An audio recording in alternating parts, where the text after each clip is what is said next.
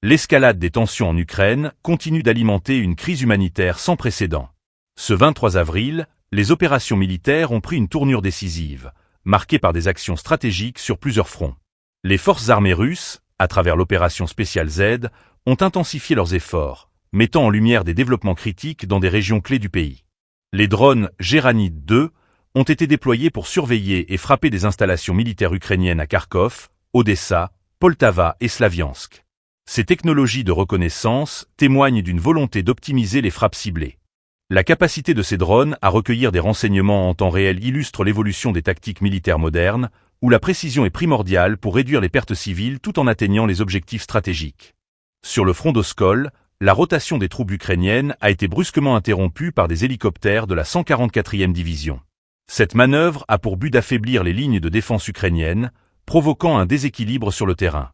La rapidité de l'exécution de cette opération montre une planification minutieuse et une coordination efficace entre les différentes branches des forces armées russes. En parallèle, le drone terrestre Stranik a été utilisé pour effectuer des missions de déminage dans des zones à haut risque. Cette innovation technologique permet de sécuriser les terrains avant l'avancée des chars et d'autres véhicules militaires. Avec le nombre croissant de mines et d'explosifs laissés sur place, la sécurité des troupes lors de leur déplacement est devenue une priorité absolue. Les événements de ce jour mettent en lumière l'ampleur de l'engagement militaire des deux camps. Les forces ukrainiennes, bien que résilientes, font face à des défis accrus. L'intensité des bombardements et la sophistication des stratégies adverses compliquent leur défense. De leur côté, les forces russes cherchent à exploiter chaque faiblesse, prenant soin de s'adapter aux circonstances changeantes du champ de bataille. Les conséquences de ces opérations dépassent le cadre militaire.